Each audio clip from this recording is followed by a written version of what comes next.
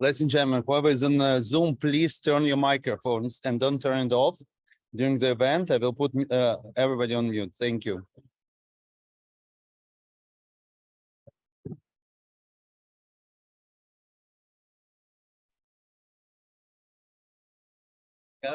Perfect.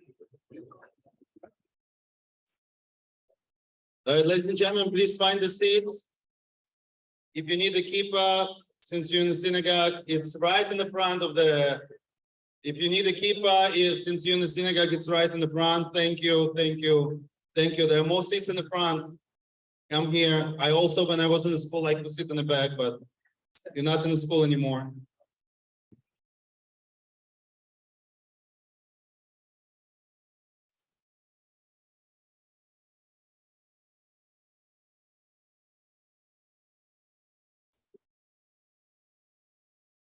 Юра, вы меня слышите?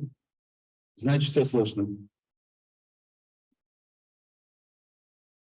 Okay, ladies and gentlemen, let's get started. This was a very spontaneous event. So even though we have a program planned, but first of all, the purpose of this program is for all of us to come together. Because last time that we had our synagogue, our beautiful Beth Shalom, filled to that capacity, it was when the events that brought us here together just started. It was in Simchat Torah. And that Simchat Torah was not like anything that we experienced before. Now, I know everybody hurts, and everybody have their own stories, including myself. My own brother is in Jenin right now. But we are not here for that. And before we begin, I would like to ask you two things not to do. One thing today or any other day, not to try to discuss, dissolve, resolve, and propose any solutions to the situation.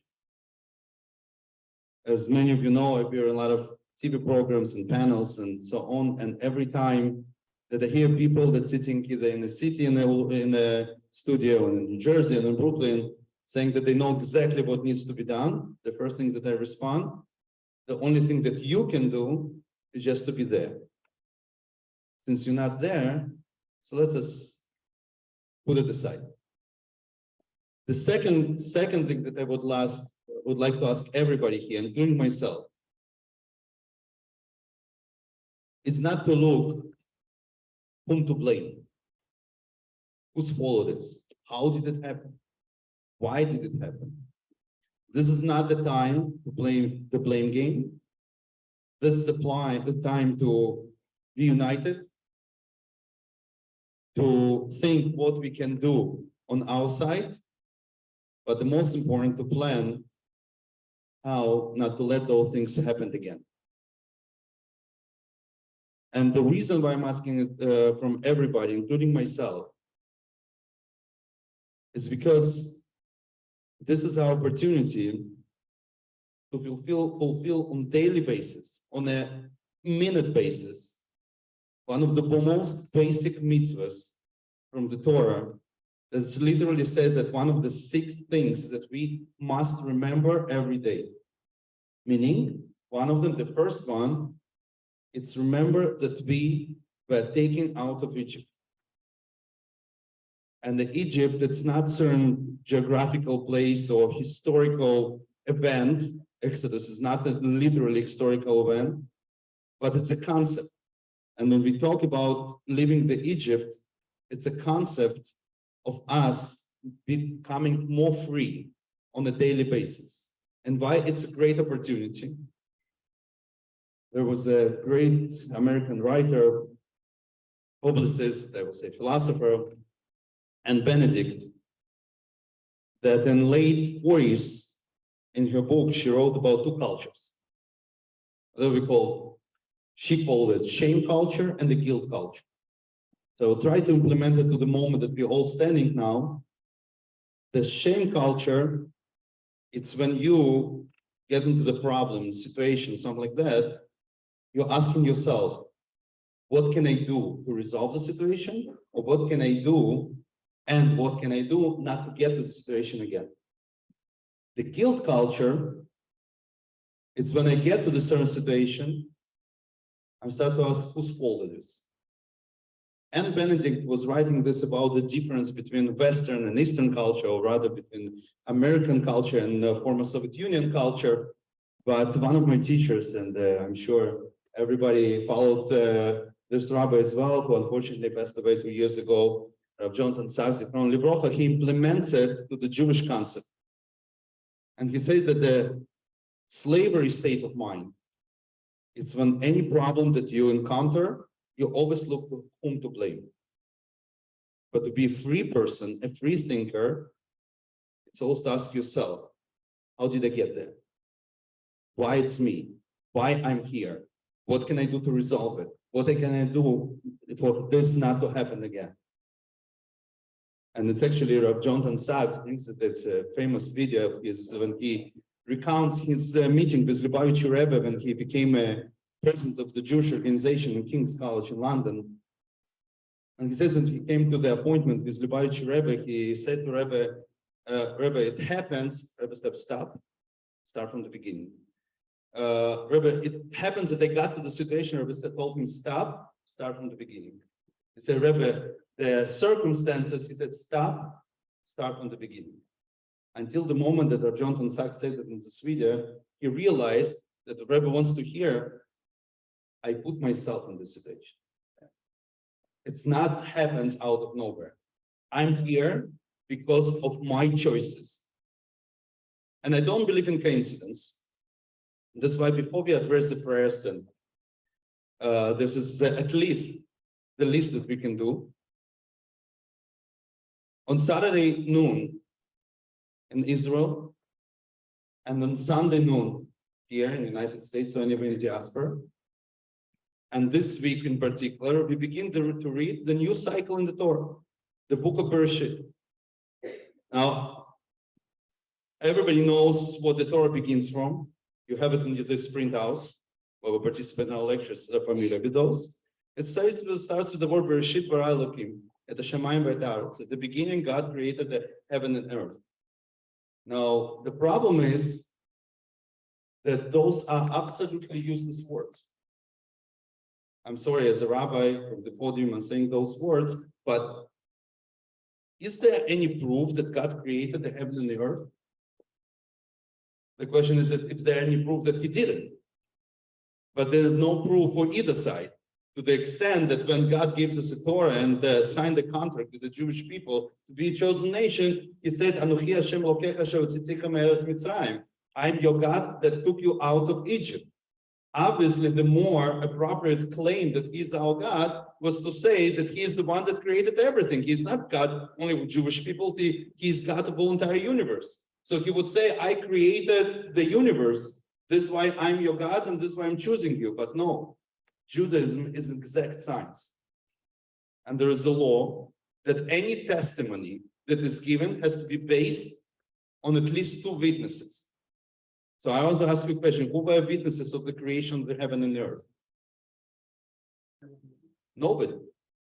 There is no testimony to this. And if God will tell us that he chooses us as a Jewish people because he created the heaven and the earth, we say, chill, this is not the right claim.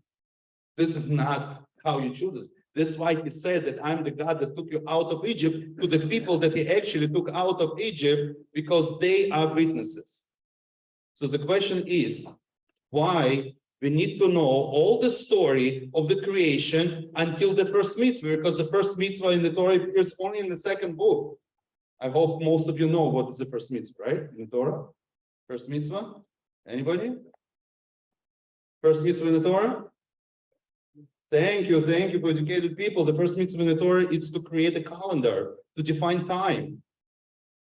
And this appears only in the 2nd chapter of the 2nd book of the Torah. So the question is, why do we need those stories that nobody can prove? And I don't believe in coincidence. Because in my opinion, it's not a question, answer to all the questions or explain what's actually happened. But if you take literally, if you can open the book, but I print it out for you. And I want us to read this before we start the prayers. We will able to say Kaddish, the second paragraph in the papers that you got. This is the first commentary on this most important commentary of the Torah, Rabbi Asher Altshul, who lived in France in 11th, 12th century. And he actually quotes another book that was written in the 3rd century. Just read. We have English translation. And I read it in Hebrew because I prefer the original language. And Rashi says, Amar Rabbi Yitzchak lo haya tzarich להתחיל את התורה, אלא מחודש הזה לכם. Rabbi Yitzchak, one of the sages of the time of Talmud, he said that you should begin the Torah at the user guide for the usage of this wall from the first mitzvah of creating calendar. Because when you come to this world, you receive a very complicated machine that's called our body. When you buy any electronic device, I don't know, like you buy microwave, what comes in the box together with the microwave? A user guide, right? Nobody reads it, right? So the Torah is exactly the same thing. The Torah is a user guide with 613 explanations how to utilize our body in this world, because 613 divided by 248 positive commandments that represent all the organs in the human body, and 365 negative commandments that represents all the joints in the human body. And when we come to this world, we receive this complicated user guide. But even if you buy a microwave, do you have a user guide on microwaves that nobody reads? A story how the microwave was invented? You have a story of the person that invented microwave? No, because nobody cares. So why do we need to care about this in the Torah?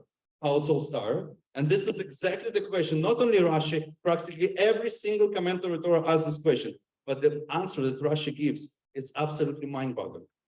I will just read whatever says here. You can read in English. This is the first mitzvah of the Torah, brought already in the second book of Torah, that we received the mitzvahs, the Jewish people. Rashi asks, why do we need to know all the story from the creation? And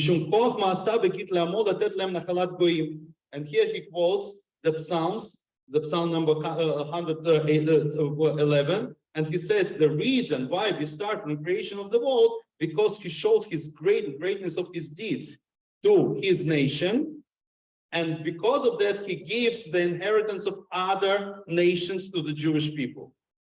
But then comes the real punch. What Rashi says, Shim Yamru Umot Olam Israel Listimatem, that if other nation will tell you, you are criminals, you are aggressors, they will tell to the Jewish people, Shekavashtem Artzot Shivat Goyim, that you conquered and oppressed other nations in this land, then you will answer. The Jewish people will be able to say, all the universe was created by God. He created and will give it to everybody to whom he wants to give. He wanted, gave it to those nations. And he wanted, took it from other nations, gave it to us. Very simple explanation. That all the reason why we're learning about the creation of the world and the choosing of the Jewish nation and our fathers, Abraham, Yitzchak, and Yaakov, is just to know that we have the right for this land. But no, this is much deeper than that. The sixth Lubavitcher Rebbe says that when you read Rashi's commentary, if you're 6 years old, it's everything clear. It's like on the surface. But when you're over 30, and most of us over 30, this is the deepest meaning you can ever imagine. Because what I would suggest to read the same paragraph upside down, from the end to the beginning. Because what he says here, that it's all up to God's will, either to give this nation, to this land, the land of Israel, to other nations, or to give it to us. But it's no, according to what he wants. Now, who knows what God wants? You know what God wants. He told us what he wants. He gave us 613 commandments. So guys, this is what I want. So he simply tells us, if you do what I want to give you this land. If you don't, go backwards. And what it says, because God created this world, this is why he has a right to give this land to anybody that he wants. But if we say that God did not create this world, what other nation says about us? That we are aggressors. We are oppressors. We took this land from other people. We don't have a right for this land. And this is what Rashi tried to tell us. The only question that we have to ask ourselves, do we say that God created this world, even there is no proof? Because otherwise there is no other document, no other proof that this land belongs to us. In 1947, the only document that was presented to the United Nations as a proof that we have a right to this world was a 12th chapter from the book of Bereshit, where Hashem promised Abram and his descendants this land. And somehow they voted for it. So only questions that we have to ask, not whose fault it is, not why we're doing this, not who did this, not why we're there. The only question we have to ask, how much God is in our lives? How much we have a right for this land? Because there is no other document, no other proof that this land belongs to us.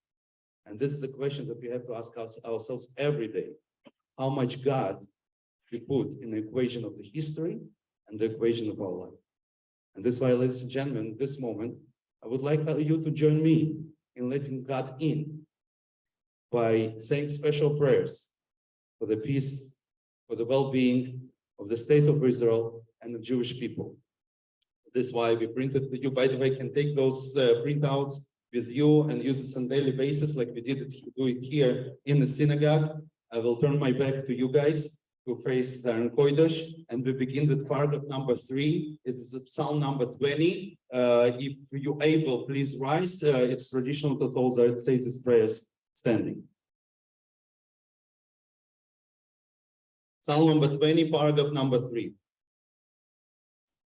Lamnatzeach mizmor leDavid, Yancho Adinoi biyom tzara, Yizgavech Hashem Elahei Yaakov, Yishlach Ezrecha mekodesh, umitzion Yisadeko, Yiskor kol mechosecha v'olasecha yitshena selo, Yiten lecho kilvavecha v'kol etzosecha yimalei, Nisranenu b'shoasecha, v'shem Eloheinu nidgol, Yimalei Adinoi ki mishalosecha, Ata yadati ki Hoshea Adinoi mishichoi, Ya'anei mishmei kodshoi, Ugvorois yishav yiminoi. Ele berechev, ve'ele besufim, ve'anachnu b'shem Adinoi Eloheinu naskir. Kemo korol palo ve'anachnu kamnu v'nisodot, Adinoi Hoshea, HaMelech Yaneinu, ve'yom koreinu. Paragraph number 4, Psalm number 121. Shir Amalois Esayin Alorim, Me'ayin Yavo Ezri Me'im Adinoi, Oisei Shamayim Boretz, Al Yiten Lamot Raglecha, Al Yanum Shoimrecha, Yinei Lo Yanum Velo Yishon, Shoimer Yisrael, Adinoi Shomrecha, Adinoi Tzilcha, Al Yad Yiminecha, Yamam Hashemesh Lo Yokecha, Ve'yoreach Baloilo, Adinoi Shmorcha Mikol Ra, Ishmor Es Nafshecha, Adinoi Shmor Tzesecha Uvoecha, Me'ato Ve'ad Oilom. Paragraph number 5, Psalm 130. Shema Lois Mimamakim Karasicha Adinoi, Adinoi Shema Bakoli, Tieno Oznecha Kashuvois Lekol Tachananoi, Imavoinois Tishmorio, Adoinoi Miyamoi, Kim Chos Licho, Leman Tivorei, Kivisi Adinoi Kipsa Nafshi, Ulidvaroi Ochalti, Nafshi Adinoi Mishamrim Laboiker, Shoimrim Laboiker, Yachel Israel Adinoi, Kim Adinoi Al Chesed, Varbeim Ogdus, Vehu Yivdeis Israel, Mikol Avonoiso. The next one is paragraph number 6, the Mishaber special prayer for well-being of the soldiers of ADF. Молитва за благополучие солдат Цаля.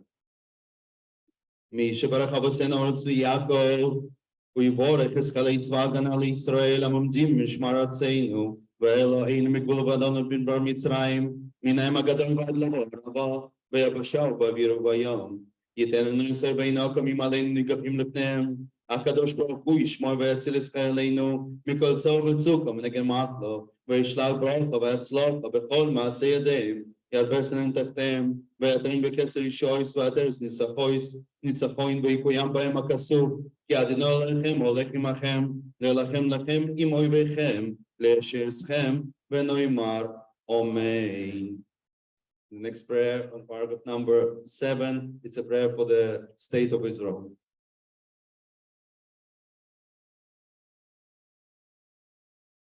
אבינו שבשמיים, צור ישראל וגואלוי, ברך מדינת ישראל וראשית צמיחת גאולתנו, הגן עלינו בברס חסדך ופרוס עלינו סוכה שלומך, ישלח אורך ועמיתך לראשו, שרה ויוצר וסכנם ויצא טובה מפניך, חזק את ידי מגיני ארץ קודשנו, הנחילנו אלוהינו, ישועה ועטרת ניצחון תיאטרון, ונשאת שלום בארץ, ושמחת עולם ליושביה.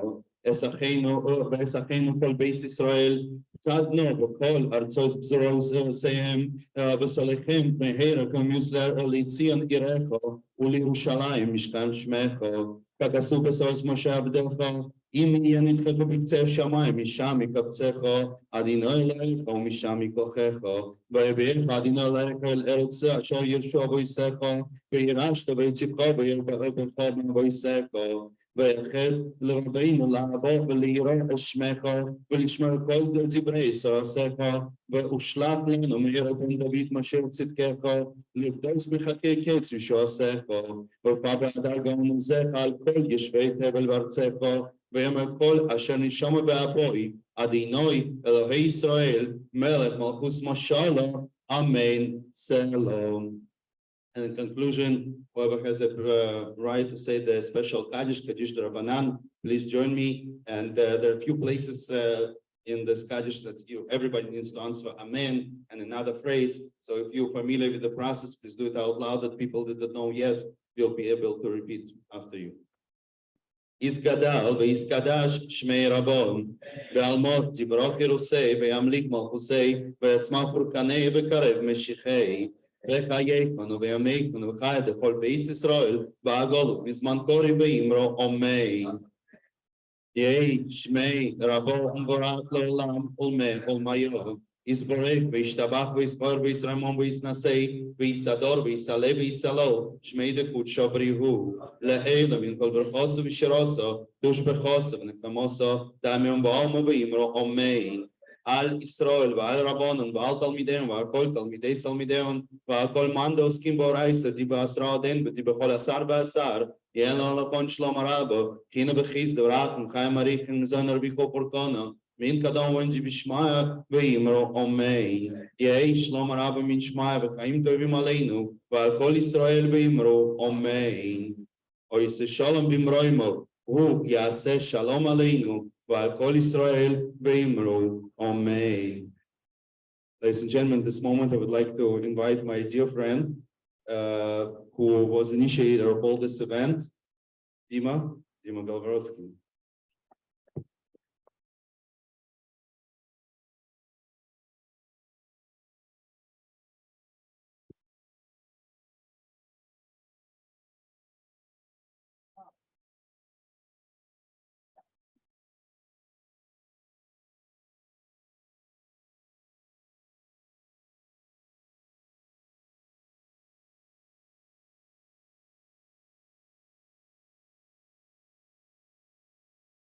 Good evening, everyone. So I'm Dima Galvarotsky. Rabbi Asher, thank you so much for the words you said, for the prayer you led. Really important this time. I want to thank also Rabbi Asher and the Congregation of Beth Shalom of Kings Bay for hosting us today. I represent the Jewish Parent Academy And usually in these type of events, my job is, along with many of my board members here in the room, and those who know about us, but my job is usually to say a few words about what JPA is, what we do, and what a wonderful role we do as an educational organization. But I'm not going to do that today, for many different reasons. One of them because I don't think this is the time that we do that. But if you want to learn about all the wonderful things that we do, please come and talk to us. Come talk to me, and we'll tell you about it. In a few moments, I'm going to introduce our keynote speaker for today. He likely does not need an introduction. I'll introduce him anyway. But before we get there, I'll actually use this as an opportunity to my advantage and share with you a few thoughts, and then just take a few minutes of your time. As I was coming here, I was thinking, I have to say something before I introduce David Harris. And what is it going to be? And I wasn't sure, because many thoughts were going through my mind. And what I decided to do, actually, take a few minutes and read to you. I will read this because I don't remember, and I only read this today. This is a post on LinkedIn that was posted by a young lady, a professional, successful professional, who happens to be our niece. And I want to stress, she posted this on LinkedIn, not on Facebook, not on Instagram, on LinkedIn, and that has a significance for many of you, and I'll explain why. So let me read this real quick. She starts by saying that this is the first time she ever posts on LinkedIn anything that's not related to her job or career. But I'm forcing myself to find the courage and make my stance loud and clear, despite genuinely worrying about potential backlash. What can I say that hasn't already been said? Should I spare you a detailed description of the images burned into my brain for the rest of my waking life? Bloodied car seats, desecrated bodies, entire kibbutzim burned to a crisp? I'll stop there. A neighbor this morning asked me if I had family in Israel. I didn't really know how to answer that question. For starters, yes, I have family in Israel. And also, that is the wrong question. When I arrived in Tel Aviv for the first time at 19 years old, I cried. Despite coming from generations of Soviet Jews and myself being born and raised in America, I, like millions of Jewish people, felt instantaneously at home. My bones snapped into place, my spine straightened, my knees buckled, my heart softened. I knew that for reasons I could never eloquently express, I was home. And now, decades later, I feel myself getting so worked up over this war. I'm in a state of shock and sadness that is all-consuming. I'm grieving the loss of thousands of innocent people, many of them are teenagers, little children, and elderly individuals who survived the Holocaust. And the number keeps growing. These generations of... Oh, further, okay, sorry. Like this? Okay.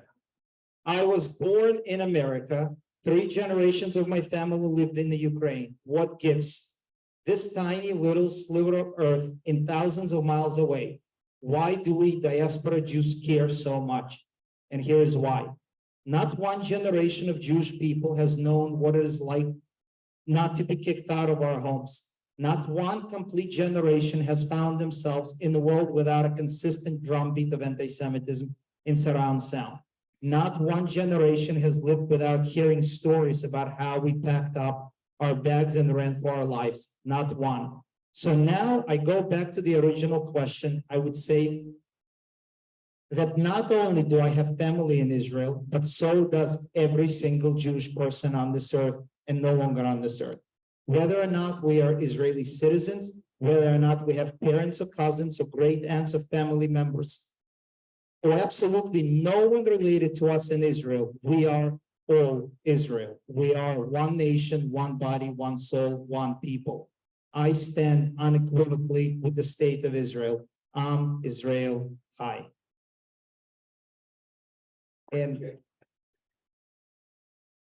And I thought, and this really touched me. For many reasons. I'll explain in 2 seconds why. Rabbi Sachs, this is going back of blessed memory of 2013 at the Trafalgar Square rally said, and I'll summarize 3 things. Because of Israel, the Jewish people lives. Because of Israel, the Jewish people walks tall. And the 3rd thing he said, I see a country and a people that have shown the world what it is to choose life. And so today we witnessed that in less than 48 hours, this tiny, tiny nation, our nation, mobilized more than 300,000 troops. It took Russia 48 days to mobilize half of that. And you could see how the entire country came together. So today, my call to all of you, and this is why I brought this up on LinkedIn post. When I go back and I ask myself a question and I look around my own office, my own friends, all of you, how many of us are actually brave enough to have that conversation at work, to call to your coworker, to put a LinkedIn post, not just an Instagram like, not a Facebook like, not to say, oh, I like it and thank you, but to actually say something loud and clear. Unfortunately, I'll be honest with you, and I join together with you, we are not as brave, but we have to be, we have no choice. What we have witnessed, and I'm sure every one of you saw this at Times Square on Sunday in Cambridge University, those were not just random events. Those bodies, and I call them bodies, I don't call them people, I don't even call them animals. Those bodies, if they are not stopped, tomorrow they will be in our houses. And they will have no issues doing the same thing to us that was done to our brothers and sisters in Israel. So make no mistake about this. It is our job to do this. And when many of you say that, oh, what can I do from here? We can do a lot. There's a lot we can do. And today, David will tell us, hopefully, and I know he will because I admire this man greatly. So he'll give us some practical steps in terms of what we can do. But do we must. Make no mistake about this. So, and on that note, I'm going to quickly say huge thank you to our sponsors and our partners. And then I'm going to introduce our keynote speaker. Rabbi Asher, Congregation Beth Shalom of Kings Bay, huge thank you for organizing this on literally, I think we didn't even give 24-hour notice to do this. Thank you to iMishpaha, JCH of Bensonhurst, Kings Bay Y, and Shorefront Y. Thank you for all of you taking your time and actually being here. Now, David Harris, lifelong Jewish activist who led American Jewish Committee, AJC, which has been described by New York Times as the Dean of American Jewish Organization from 1990 to 2022. He was referred to by the late Israeli President Shimon Peres as the Foreign Minister of the Jewish people. Harris has been honored more than 20 times by foreign governments for his international work, making him the most decorated American Jewish organizational leader in US history. He was educated at the University of Pennsylvania and London School of Economics. He has been a visiting scholar at Johns Hopkins University and Oxford University. On that note, please welcome David Harris.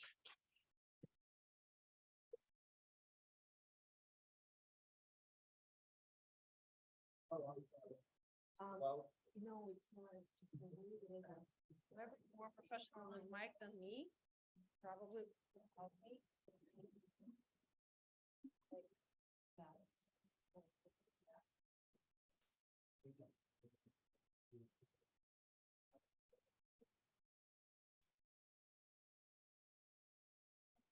Afraid of this microphone.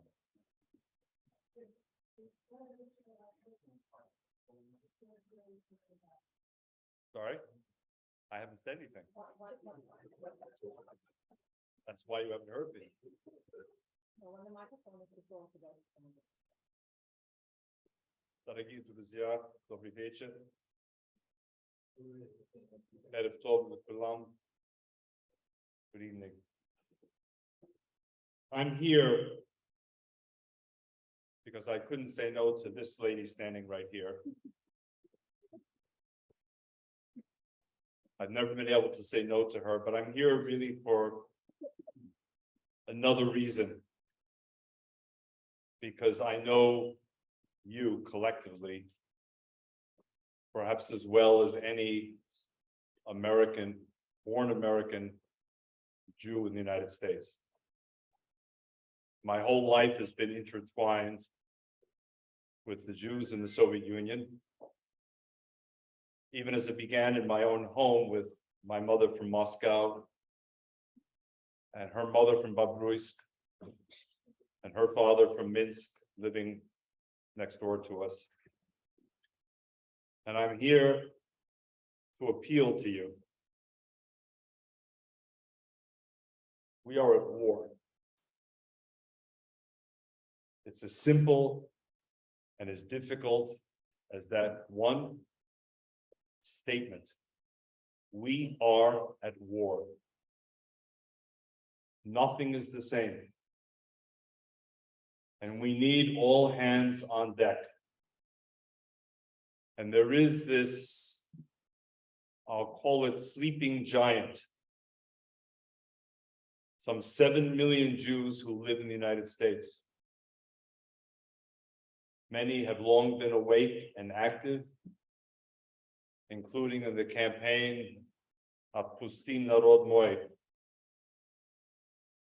Many have been asleep. Some have been on long-term vacation from the Jewish people.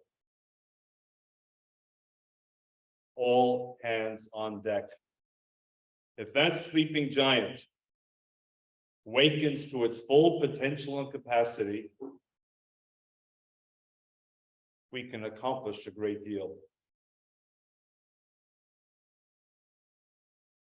And I believe that while we speak of a war, in today's world, there are 3 fronts to that war. Earlier in the Middle East, including 50 years ago, in the 1973 Yom Kippur War, there was one front in particular, the military front, on the Egyptian border, on the Syrian border. Bloody. Unpredictable in the first days. Then, as Israel's enemies morphed more from state to non-state actors, Hezbollah, Hamas, Palestinian Islamic Jihad, and the like, the second front in Israel in many ways became the first front, the home front, the civilian front, because this new war, or hybrid war as it's sometimes called, was really focused on civilians, on undermining the morale, the confidence, the resilience of the Israeli people, wearing them down, in a way encouraging them to leave, to give up this journey which began some 4,000 years ago. But then came a third front in more recent years. And the third front against the state of Israel and the Jewish people is the global front. It's the front that's taking place right here in this country, before our very eyes. What Dima said a moment ago about Times Square is not only about Times Square, nor is it only about Columbia University or Harvard University. It's an effort to create a force that will ultimately break the previously unbreakable bond between Washington and Jerusalem, between the United States and Israel. That is their goal. And it has been for many years.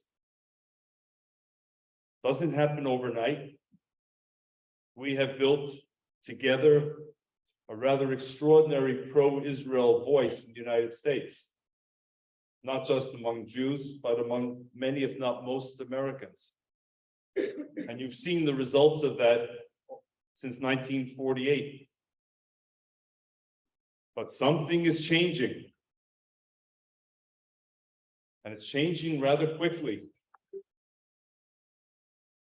And if we don't step up to that third front to ensure that this country continues to stand with the state of Israel through thick and thin, and I'm not here to make partisan comments because I've never been a partisan, but you're not going to hear many speeches like the speech of President Biden yesterday. And I don't care whether you're Republican or Democrat, because it makes absolutely no difference today. None. Any more than to me it makes any difference if yesterday you were left of center, right of center, Haredi, modern Orthodox, conservative, Reconstructionist, Reformed, American-born immigrant. Doesn't matter. It simply doesn't matter. We're either one or we're none. Israel answered that question for itself. Even 1 week ago, the only story we were hearing about Israel was polarization. The deep rift between those for and against judicial reform. The weekly demonstrations for month after month after month, the bitterness, the anger, the threats to democracy, you heard it all. As recently as 1 week ago. And 1 week later, miracle of miracles. Nes Gadol, the big miracle. The country is won. 300,000 people were called from Miluim, from reservists. Apparently not a single one, not one, did not show up. To the contrary, people who were not called up showed up, including a 91-year-old man who you may have seen on social media holding a machine gun. And there are so many other stories of people in their 80s and their 70s, veterans of the War of Independence and of the 56 war, each reporting. And today in Israel, there are no left and right, religious and secular, Ashkenazi and Sephardi. There's one. One country, one people, one body, one destiny. My question is, can we do the same here? So my goal in coming, accepting the invitation tonight, was not to come here and analyze. As the rabbi said, there'll be the opportunity later on, months from now, to analyze and to study and to better understand. All of us have 1,000 questions. And they're important questions, and they're good questions, and they're baffling questions. But they're irrelevant questions at the moment. For me, there's only one question as we gather here at Beth Shalom. One question. What are we going to do? Not what are you going to do, or you going to do, or they going to do. What am I going to do? Am I different today than I was 1 week ago?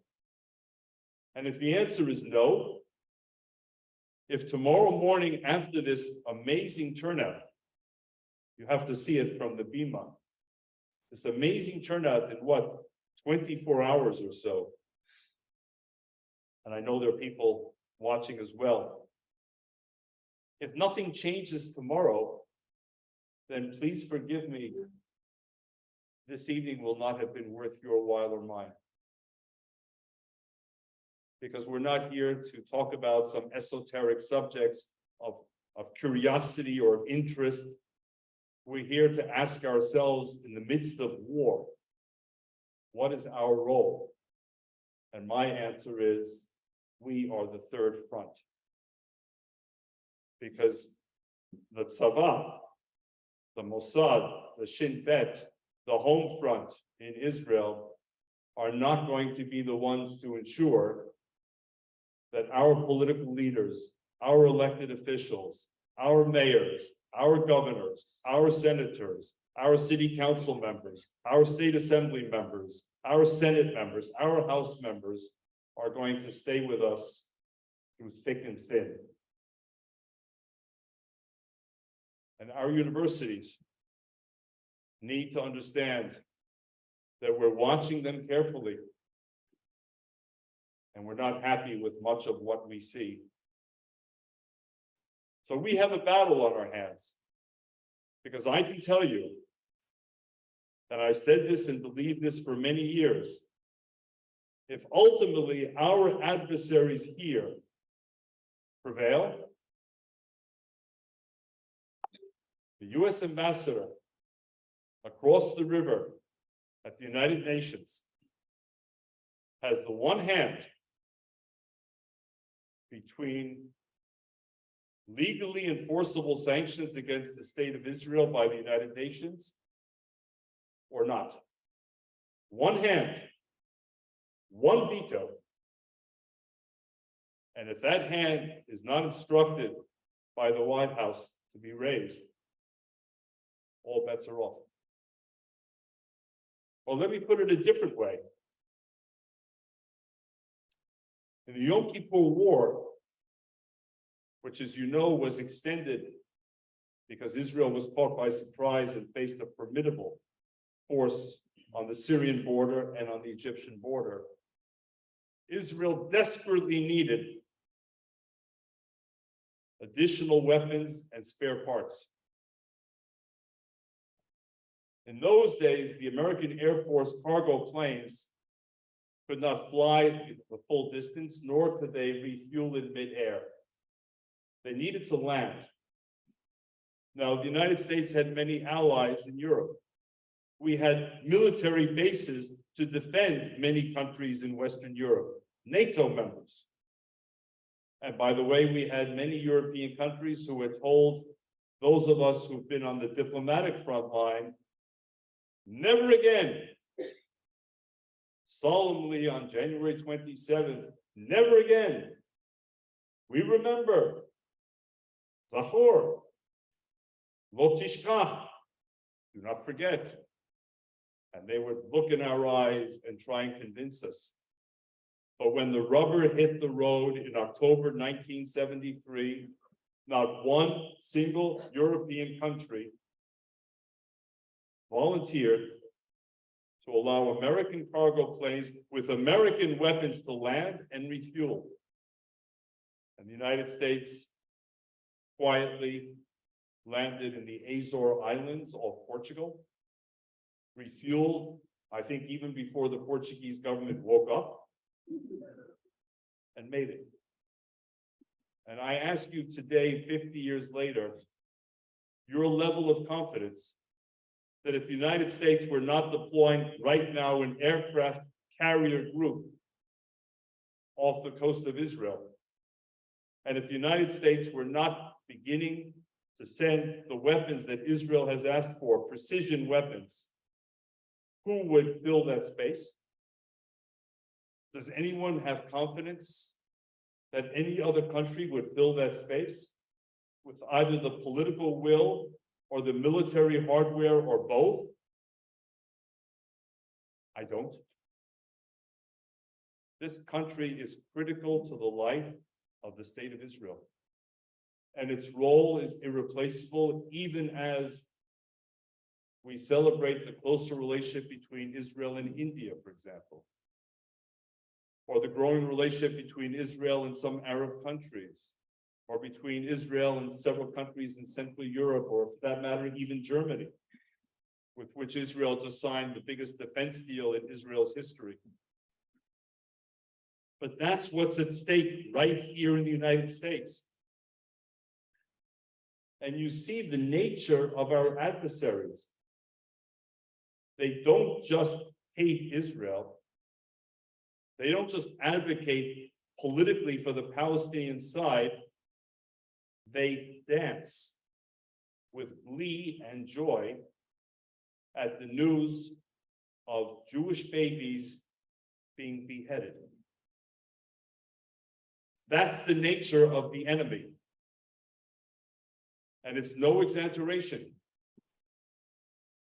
They celebrate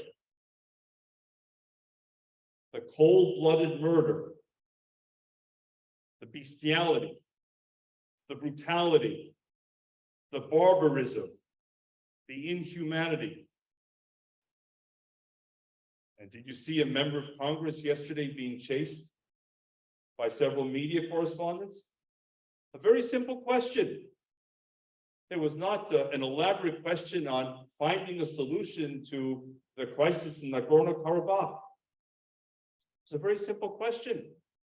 Excuse me, Congressman Tlaib, do you approve or disapprove of the Hamas murder of innocent children and other Israelis? It's a very simple question. Should have an obvious answer. And by the way, she could say, I fully support the quest for a Palestinian state. It's her right. Even as I condemn the beheading of babies. She couldn't even say that. She couldn't even say that. An elected member of the United States Congress could not bring herself to acknowledge that babies could be so brutally murdered, mutilated, paraded, and that children could be put in cages as trophies to be marched through the streets of Gaza.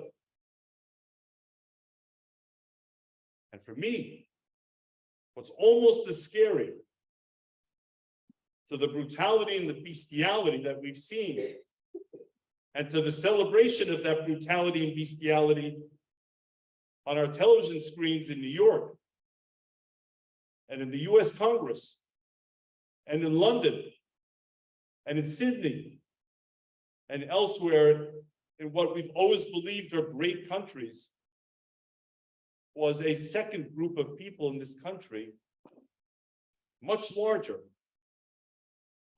who simply say, when asked the question in chat groups, in offices, among neighbors, and I'm already getting a number of reports through my children and my children-in-law and their networks of deans of colleges, of principals of schools, of administrators of chat groups, who don't want to touch the subject, who kind of beg off by saying, it's too complicated for me. I don't want to get involved in controversial issues and other such euphemisms. These are otherwise decent people. These are not Hitler's willing executioners themselves. They would never in their lives think of hurting a 3-month-old baby, to the contrary. And yet when asked, they choose silence, or they choose even-handedness. Let's find the 50-yard line between them and them. And it doesn't seem to matter that them are animalistic, death cult, who find exhilaration and joy and emotional orgasm in the murder of the elderly, the young, by the way, and not just Jews. The underreported story is that as many as 22 other countries are today suffering from the murder, the kidnapping, the wounding, including this country. But these otherwise decent people can't make up their mind between that death cult, that bloodlust, and those who are in their homes, trying to raise families, seeking nothing more than a Beth Shalom, their own house of peace.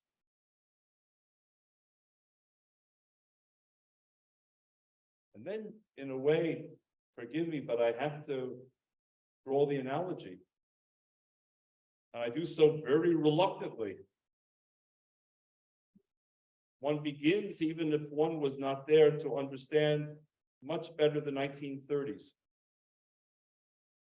and the 1940s. We always ask that question, what did people know? And why didn't more people act? And now we see, in a way, human nature repeating itself in some important respects. There's no one who doesn't know, not in this invasive world where we're smothered with information from morning till night and night till morning. There's no one who doesn't know. The problem is, what do they do with what they know? And if they choose not to get involved because it's too complex, where is the complexity in the mass murder of babies? And by the way, if I'm still with the 30s and 40s in mind, in the Shoah, the Nazis did their best in Babi Yar, in Belzhitz, in Treblinka, in Birkenau, in Auschwitz, to hide the evidence. And there was even a special Nazi German unit that by 1943-44, as Berlin began to grasp that they might lose this war, was dispatched to destroy all the evidence, to burn all the evidence, to bury all the evidence. Here, in this death cult, they parade the evidence for the world to see. The level of cruelty is such, as you may have heard, that among cell phones, that Hamas terrorists, no New York Times, not militants, terrorists, no National Public Radio, not militants, terrorists, calling the family members who were on speed dial with Facebook and showing the images of their bloody, raped, murdered, mutilated family members to those back home in prayer, in mourning, maybe still in hope in some cases. Something has gone very wrong here. Some people have lost their moral compass entirely. And it's not for me now to try and analyze. I'm not here to analyze. I'm here to mobilize. But something has gone very wrong. And those students at Harvard and Columbia who got in may have high SATs or GPAs. But I can tell you that the admissions office missed the most important characteristics in their application. They missed their human qualities, their character. So bravo to the law firm in Washington that upon hearing the student from NYU Law School celebrate murder, mayhem, and mutilation, said in effect, F you, no job. And I want to suggest that this is the language that institutions have to follow. It's not enough for us today to stand up and say, you know, if it weren't for Israel, you wouldn't be eating cherry tomatoes. And if it weren't for American Jews, you would not have the polio vaccine. And you know what? We're really nice people, and the more you get to know us, the more you should appreciate us. We have to get strong. We have to find our spine. We are at war. So why am I here? I'm here because I know Russian-speaking Jews well enough from my own family, and since my first living experience in Moscow and Leningrad, Papmienu, by exchange in 1974, when I lived and worked and taught in the Soviet Union. You are what we need.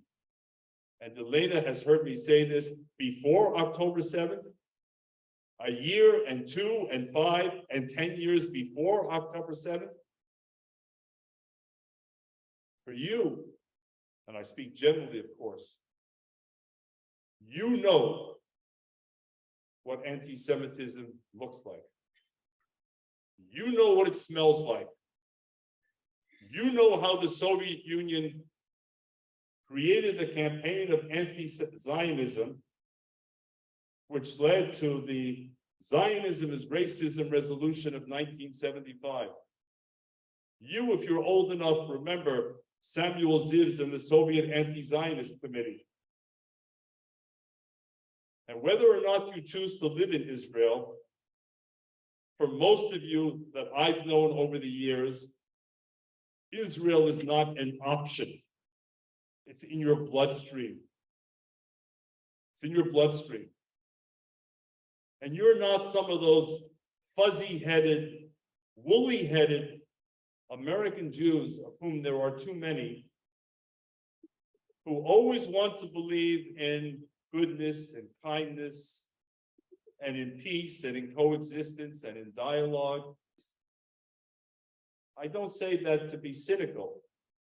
It would be wonderful to live in a world in which we all were governed by kindness and compassion and dialogue and peaceful coexistence. But in the pursuit of those goals, how many American Jews have shown again and again and again their total misunderstanding of history? My mother, who never made it to finish high school, because after fleeing the Soviet Union, they arrived in Paris, and then came the Nazis. So my mother and her family fled and hid, like many in France, but she never finished high school. And when she came to America during the war, unusually, she didn't sit on or stand on line and wait for handouts. There were none. She went to work. And she worked until she was 83 years old. But my point is that my mother, without her high school attestat, understood the world far better than many of those Harvard and Yale so-called experts. Because she had lived life, she didn't study life. Because she had lived in the Soviet Union and understand the capacity for evil and for deception and for oppression and for tyranny and for anti-Semitism. And she had fled the Nazis who were this close to her and their collaborators, the French Vichy. She knew what evil looked like and smelled like and tasted like. She was never under any illusion. You, collectively, are, if you will, the successors of my mother. And whether you have a doctor no, or you don't, and you haven't even finished high school, to me is completely irrelevant. You all have a PhD in life. In life. And that's exactly what we need right now. People who are smart and strong and tough and have a backbone and are not going to collapse at the first challenge or confrontation. And there will be. And we know that even many who today support the state of Israel, a week from now, as the fighting goes on in densely populated Gaza, as Hamas cynically uses children, uses women, uses mosques, uses hospitals, uses ambulances, uses residential buildings to implant its leadership, its arms, its infrastructure. The pictures that you and I are going to see on media, including social media, are going to very quickly shift from what we've seen since Saturday to these new images. It's already started. And I hate to give Hamas any credit, believe me, but they have been brilliant at public relations manipulation. The same image of the dead child has appeared from Syria to Gaza repeatedly.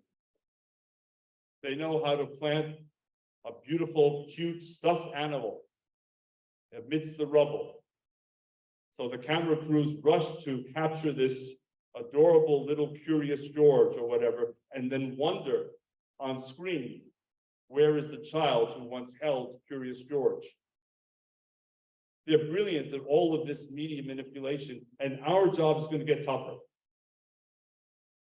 We know it a priori. And even some of those people who today say, I'm with you, muy s vami, will they be with us a week from now, 2 weeks from now, 4 weeks from now, 6 weeks from now, if God forbid this war is prolonged? Yet we know that Israel cannot shorten the war unless it deals a lethal, fatal blow to Hamas. And we know, though we will hear stories to the contrary, that Israel is among the most ethical and moral armies in the world. And that's not simply a talking point. Tell me how many armies in the world employ moral philosophers to grapple with the exquisitely difficult questions of when can you strike a Hamas leader and when can you not, if he's in a car surrounded by children or elderly or wives. These are the kinds of questions that have no easy answer. But Israel at least asks the questions and tries to find the best possible answers. So I believe, that we have not an important job to do, we have an urgent, essential job to do, and there is no one else to do it but you and me. And that's why, Elena, I accepted to come here, because I believe in you. I believe in you since I first arrived in Moscow in 1974. Спецшкола номер 45, станция академическая. Осторожно, двери закрываются. Следующая остановка академическая. I believed in you. And I'm here to say that the time for American Jews to say, what can we do for you? As if you were the poor cousins who arrived on the immigrant ships is far, far, far over. Now the question has to be, what can you do for us? Even better, what can we do вместе, yachad? How do we achieve the achdut, the unity that we absolutely have to have and that we see modeled by the state of Israel? And how do we ensure that not only we who are here, but our children who are perhaps not here this evening because they have school tomorrow, begin to understand, if they don't already, not just the facts and figures and dates, but most importantly, the why. The why. Why be Jewish? Why love Israel? Why be proud? Why stand tall? Why carry this tradition on your shoulders, on your watch, in order to pass it to the next generation and their watch? Why? That only happens in the family, and it obviously, Rabbi Asher, happens here in the synagogue. You're a very gifted teacher. But we need the home. We need the children. We need you. We need your voices. We need you to be in touch with politicians and elected officials. We need you on social media. We need you in chat rooms. And some will say, well, David, but I can't reach Joe Biden. What should I do? And I'm here to say very few of us can reach Joe Biden or whoever's the president of the United States. That's not a political comment. It is to say that every one of us, every single one of us in this sanctuary can do something more than we did yesterday. And I'm not here to tell you what it is. I'm only here to urge you to figure it out for yourselves. If it's simply touching one person who wasn't sure of where he or she stands and maybe opening their eyes, if it's posting something in a chat room and generating a discussion where you move people in a certain direction, whether it's writing a note to Senator Schumer or Senator Gillibrand or to Governor Hochul or to Mayor Adams. And look, I know the politics of the Russian Jewish community. They're irrelevant. Today, you are not Republicans or Democrats, and nor am I. We're at war. In war, Winston Churchill made a pact with the devil named Joseph Stalin. And when asked, how could you do it? He said, we'll deal with Stalin later after we win the war. But first, we have to win the war. We're no longer Democrats or Republicans. We're no longer liberals or conservatives. We are the pro-Israel army at a time when our beloved Israel is at war.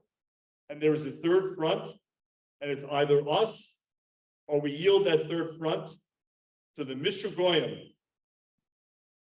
that we've seen on television, on social media, on our campuses, who celebrate and who sing as they see the bodies of slain Jewish babies. I wish you strength. I wish the IDF and the home front success. And I know that we will shoulder our load. History expects that of us. And we won't disappoint history, will we? Thank you.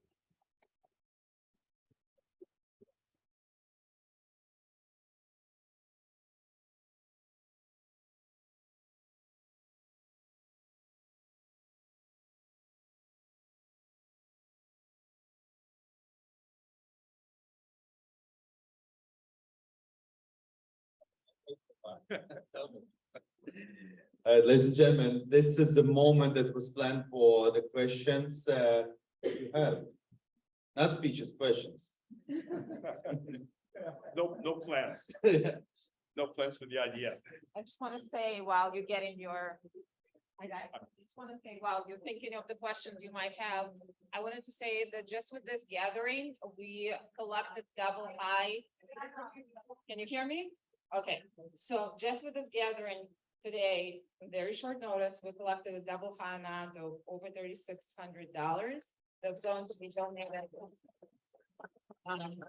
Donated to support organizations, including again the Vita Dome, Friends of IDF, the UGA fund, and I know that Rabbi has his own fund that in addition to the $3,600 where people have been donating, and most importantly, I know that it's a very, very small percentage of what all of you were giving and doing in the last several days. And I just call for you to mobilize, be with your community, listen to your community. There's so much that we have to do ahead of us.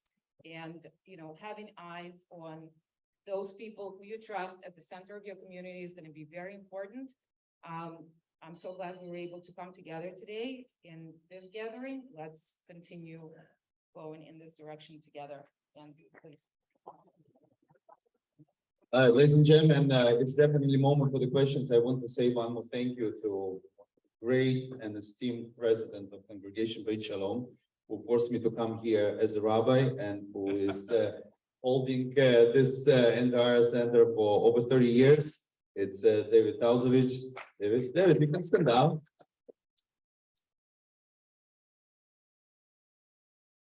And I want to say that we started our campaign, fundraising campaign in a congregation yesterday. And by now we collected over $20,000 today with just a small thing within the congregation. And today was actually a great business opportunity because I've got a call from the Michael Bloomberg office. I know some girl that works there, that only for today, for 24 hours, Michael Bloomberg was doubling all the donations that was donated to Magen David Adom.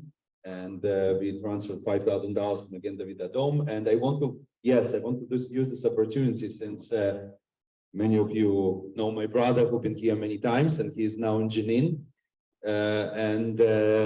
We actually created a certain project that we doing together. We spoke to his battalion psychologist that, yes, I hear a lot of stories. There's no equipment or no food. So first of all, yes, there's plenty of food for the Israeli soldiers. My brother told me he came right away on the base, and there was a catering truck standing right at the gates and feeding everybody. I'm just afraid his wife would not let him home because he will gain so much weight after all this war. And there's a guy in his battalion. He owns a network of the pizza shops in Israel. So he opened the whole pizza shops for other battalions in the store, in their base. And also with equipment, there are plenty of equipment.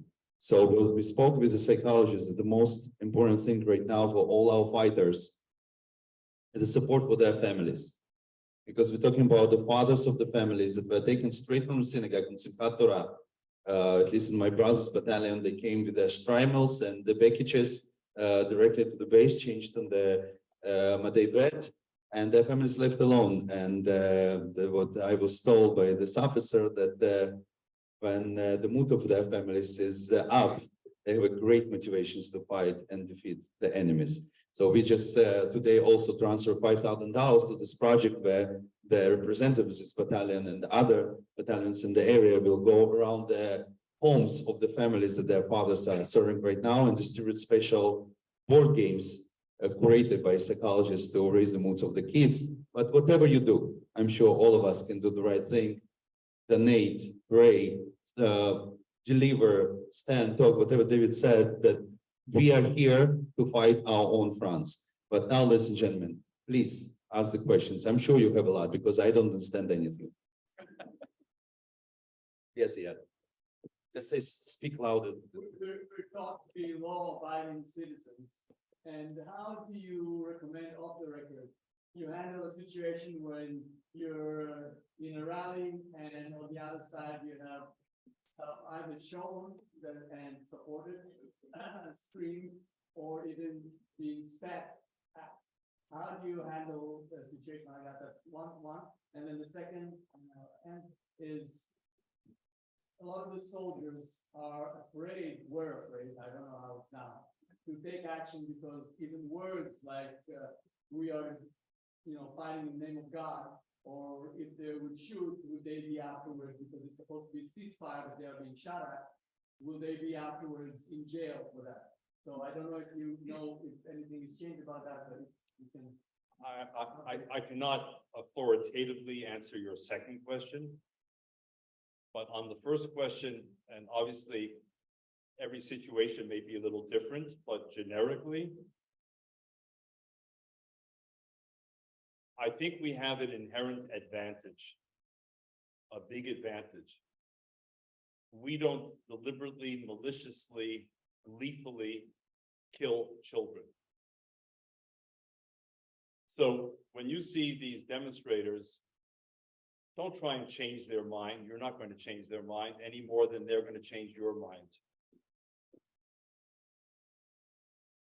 Video them. Those videos, look, we all know about the Times Square story because someone, I don't know who, caught some pictures, including one picture with that woman with the hijab holding out her phone and proudly displaying us what? a swastika. And I maybe having said that you're not naive, I hope I'm also not naive in what I'm about to say. I don't believe the majority of Americans, when presented with those kinds of images, are going to rush to support people who celebrate the murder of children and display swastikas. Nazi Germany, after all, was also an enemy of the United States. It declared war on the United States in December 1941. Hundreds of thousands of Americans were killed in that war, and millions fought in that war. So I still count on the fact that if we're smart and don't descend to their level, that we will absolutely prevail in the realm of public opinion. But you already see what's happened. Alexandra Ocasio-Cortez, another one of the great foreign policy experts of the United States today. God help us. Cherry-picked a statement by one, I'll even call him extremist in the Jewish community, I don't know who it is, who said something that basically all Arabs should be killed or something like that. And she grabbed onto that statement. So it was one person that no one knows. It was not speaking for a congregation or a major organization like AIPAC or AJC or Federation. And she's showing the world, look what we're up against. Extremists, Jewish extremists who want to kill all Arabs. It was a gift to her. Again, I don't know the person who said it. I don't know if there was context, but it was a gift. We're supposed to be a smart people.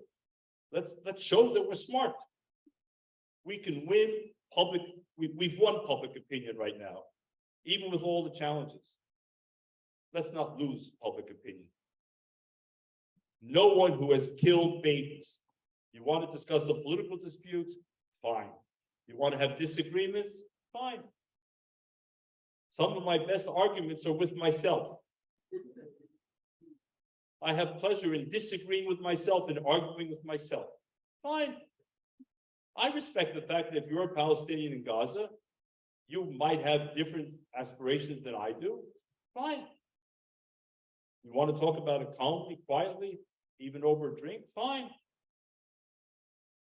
But a line was crossed here. I mean, a big line, an unimaginably big line. This is no longer about those kinds of discussions. And my question will always be to the Rashida Tlaibs and the students at Columbia. Very simple question. Very simple question. Do you support the murder of Jewish babies? Yes or no?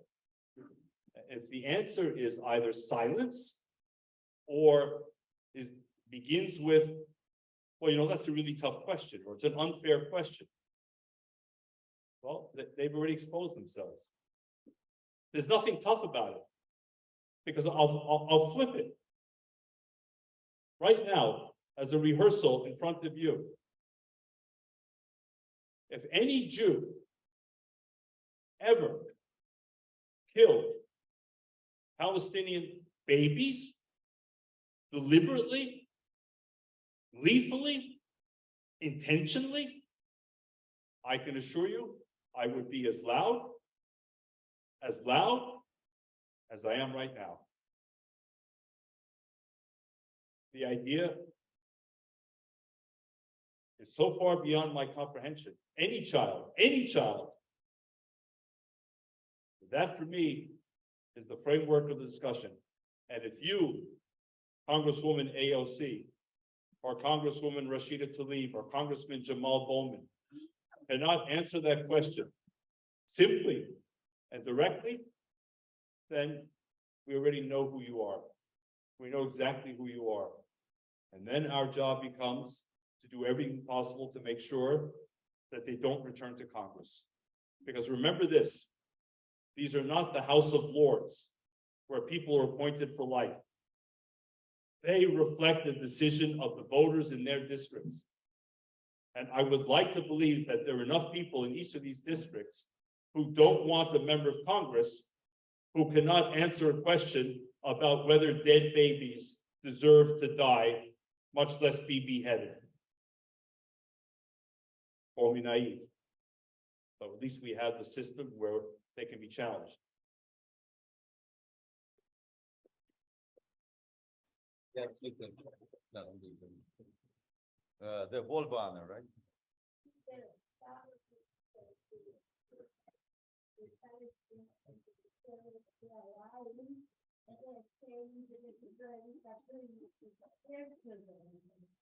And these people who are against Israel, they agree. So I think the most important thing is to try to convince that it is their right. How do you protect yourself against lies? I think we're beginning to lose our audience, Rabbi. But I can dance. Can you either lock the door or make this the last question? There's the police outside. I don't have a good answer for your question because it's a real question. In war, people lie, and the enemy especially lies. I can tell you, my wife, who I wanted to bring here tonight, and there are a few people who know my wife, won't leave the television set. She's glued to the television set. But my wife was born and raised in Libya. Some people are less lucky than others. And during the 6-day war, this miraculous, redemptive Israeli victory, for 6 days in Libya, her family only heard about Arab victories, Arab conquest, Arab penetration into Israel, Israelis fleeing like cowards with their tails between their legs. Over time, eventually, thanks to the BBC and American radio, they learned the truth. So lying is an old story. I will say that for many years, we used to complain, all of us, about Israeli hasbara, the public relations of Israel. I think they've gotten enormously better. And I think if you follow the IDF, and by the way, in many languages, Russian, French, Spanish, many Arabic, Farsi, if you follow the Israeli social media, the government, the foreign ministry, the Ministry of Defense, and I follow all of them, many of you I'm sure do too. They're much quicker, they're much crisper. A lot of them attach the visual, because the visual today is the most important, much more than the verbal, the visual. And we do the best we can. But at the end of the day, can we stop them from lying? We can't. Then somebody then. Hi, I'm Emanuel Savage. I live in Livingston, New Jersey, and I'm very vocal on social media. Did you come specially from Livingston? Yes, Livingston, yes. Wow, thank you. Well, Very, did we see each other the last time? very. Thank this lady in the first row. What I'm struggling with since the war started. A lot of Russian-speaking Americans are very active, as you said. I have an issue with the silence from the American board. Right, exactly what you're saying, but I'm struggling with personally because even my next door neighbor, not one sound, nothing. I have many other examples, and every day it's a daily struggle because you can't really shove things in their face. No. How to deal with silent American Jews? Well, thank you for the easy question to annoy the American Jew.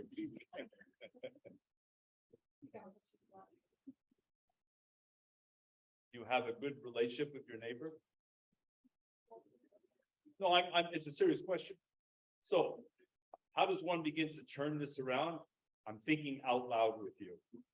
The next time you see your neighbor, the normal American instinct is to say, hi, how are you? And the normal American response is, I'm fine, even if you're on your last leg. right? This is just the discourse.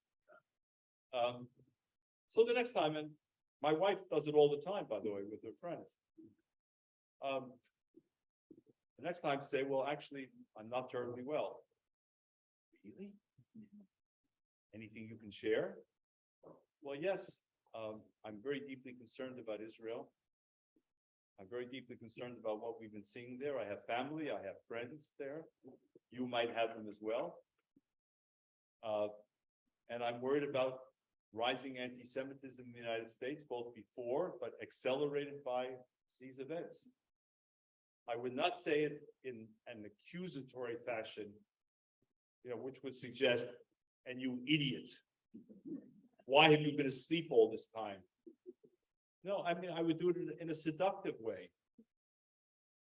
You don't make friends by attacking them. You make friends by seducing them. In the political sense. We are in a synagogue. You make friends by saying to the lady, for example, oh, and by the way, do you know anyone in Israel? Have you been in touch with anyone in Israel? And you may discover, number one, that she's not what you thought. You made a mistake. In her own quiet way, she's written big checks to Magen David Adom, or friends of the IDF, or she's been on the phone 5 times a day with family. Don't presume. Now, I can be wrong, but you might discover that. You also might discover that she's a nice neighbor who's concerned for your concern and begins to ask you the next time she sees you, or people walking dogs. And she says to you, how's your family in Israel doing? Try and advocate wherever possible in a positive way, not by shoving it down their throat, not by suggesting that they're defaulting on their responsibility. How can you let us down? Do it by gentle seduction, engagement, situational awareness, emotional intelligence. Let's be smart about this, one by one, and win people. We can do it. We can do it.